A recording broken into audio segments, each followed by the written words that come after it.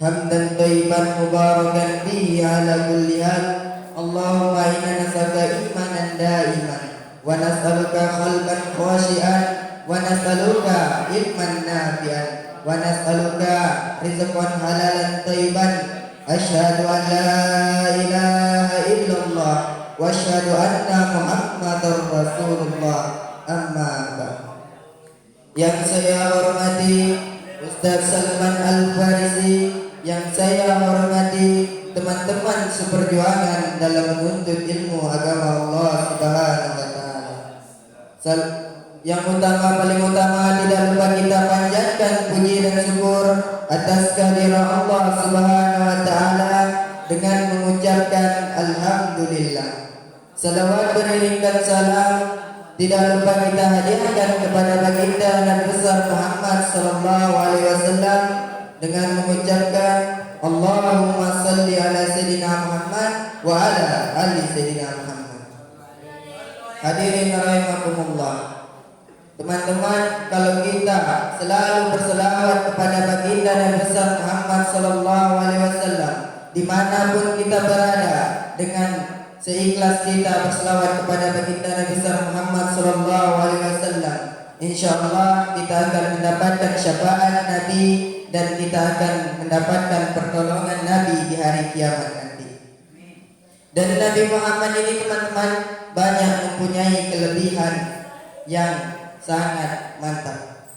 Dijelaskan dalam kitab Profil Budiah halaman 3 baris nomor 10. Baris nomor 10 itu teman-teman syair yang sering kita bacakan sesudah sholat. Mari kita baca sama-sama teman.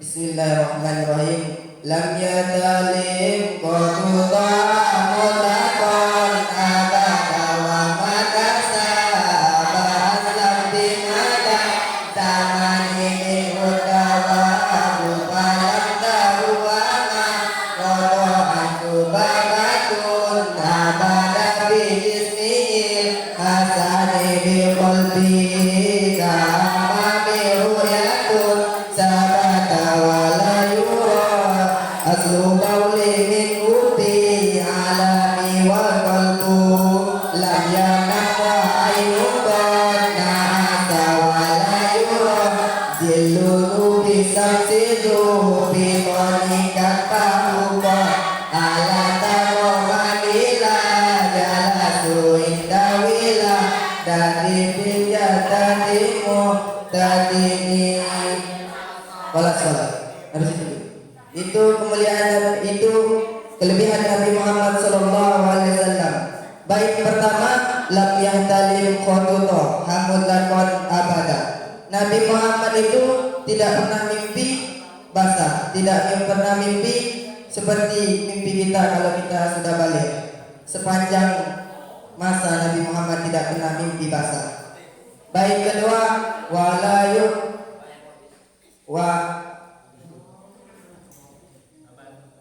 wa madasa ba'aslam bimada zamani. Dan Nabi Muhammad tidak pernah sangat, tidak pernah menguap selama sepanjang zaman.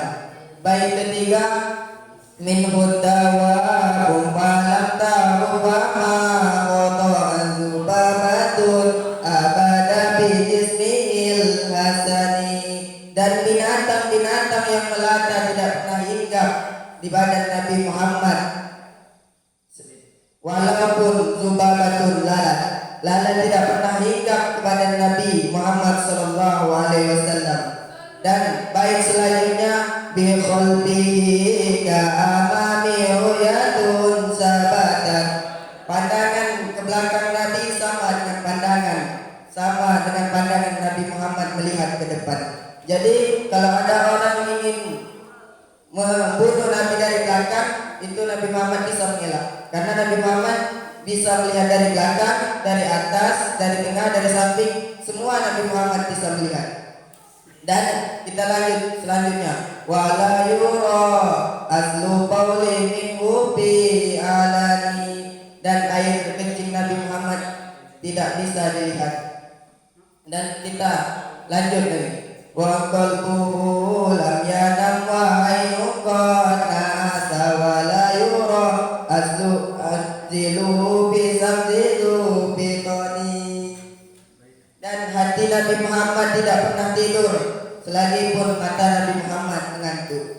Hati Nabi Muhammad sallallahu alaihi wasallam selalu mengingat Allah Subhanahu wa taala, selalu berzikir kepada Allah Subhanahu wa taala. Dia tidak pernah lupa kepada penciptanya yaitu Allah Subhanahu wa taala. Nah, wala yuradilu bi sabzilu bi qani. Dan tidak bisa dilihat bayangan Nabi Muhammad sallallahu alaihi wasallam. Ketika Nabi Muhammad berjalan di padang panas, bukan Nabi Muhammad yang berbayang, tapi matahari yang berbayang. Itu hanya orang yang tertentu mendapat seperti itu. Katbahu qad ala taqaman illa jalasu. Dan ketika Nabi Muhammad duduk sama dengan orang pendek, bahu Nabi Muhammad sama pendek. Ketika Nabi Muhammad duduk sama orang yang tinggi, Nabi Muhammad bahu Nabi Muhammad sama dengan orang yang tinggi itu. Itulah Nabi Muhammad disebut manusia tidak serupa manusia. Itulah kita lanjut. Yang akan saya bahas pada malam hari ini ialah tentang orang-orang yang akan masuk ke dalam neraka utama. Orang-orang yang akan masuk neraka utama ialah wailul likulli humazatil lumazah, yaitu orang-orang yang pengumpat dan pencela. Contoh orang pengumpat itu mengumpat orang dari belakang, pencela itu mencela orang per-peran dari depan. Dan orang-orang yang akan masuk neraka utama yang kedua ialah alladzi jama'a malahu wa addada, yaitu orang-orang yang menghitung orang-orang yang mengumpulkan harta dan menghitung-hitungnya. Kita lihat zaman sekarang teman-teman, orang banyak mengumpulkan harta. Kita tengok para YouTuber, sebulan dia bisa mengumpulkan uang sekian miliar, tapi dia tidak mau menyumbangkan hartanya untuk jalan Allah, untuk menyumbang ke jalan Allah Subhanahu wa taala. Dia kikir kepada hartanya, dia tidak mau menyumbangkan hartanya. Dia percaya bahwa harta itu dapat mengekalkannya. Tidak, sekali-kali tidak, harta itu tidak dapat mengekalkan kita. Harta bawa mati teman-teman? Tidak kan? Tidak. Kalau kita mati, harta kita tinggal. Yang bisa kita bawa seperti yang dikatakan Kiai Rois Amin waktu ceramah di bawah kemarin. Yang bisa kita bawa ialah kalau kita menyumbangkan ke masjid, harta kita sumbangkan ke masjid semiliar. Kalau kita sumbangkan harta kita, uang kita ke pondok pesantren, itu yang dapat menemani kita di dalam kubur nanti. Dan teman-teman tahukah kalian, orang-orang yang pengumpat, orang-orang yang pencela, orang-orang yang mengumpulkan harta dan orang-orang yang menghitung harta itu akan dimasukkan ke dalam neraka utama. Teman-teman tahu neraka utama itu apa? Ialah narullahil muqaddah, yaitu api azab Allah yang dinyalakan. Allati tattali'u 'alal afidah, yaitu api yang akan membakar sampai ke hati. Innaha 'alaihim muqsadah, dan api itu akan ditutup rapat atas diri mereka bi amadin mumaddada, dan mereka itu diikat pada tiang-tiang yang panjang. Jadi kalau kita suka mengumpat orang, kita akan diikat pada tiang yang panjang dan malaikat menggal kepala kita. Mau dipenggal kepala? Makanya jangan mengumpat orang. Dan kalau kita selalu mengumpulkan harta, kita nanti dibakar. Sekeliling kita api, siapa yang mau menolong? Harta kita tidak bisa menolong. Kalau kita pelit dengan harta kita, mana bisa harta kita menolong? Pernahlah kita menjadi tolong, mana ada. Anak kita tidak bisa menolong, harta kita tidak bisa menolong. Al-yawma la yanfa'u malun wala banun. Harta dan anak tidak dapat menolong kita pada hari kiamat.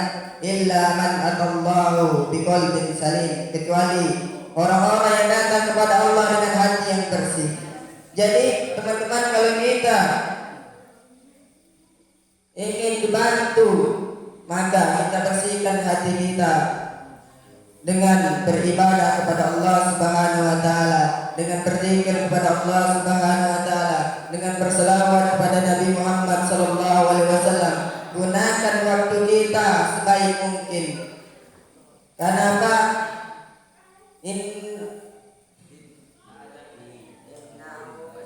Wal demi masa. Innal insana lafi sesungguhnya manusia itu berada dalam kerugian.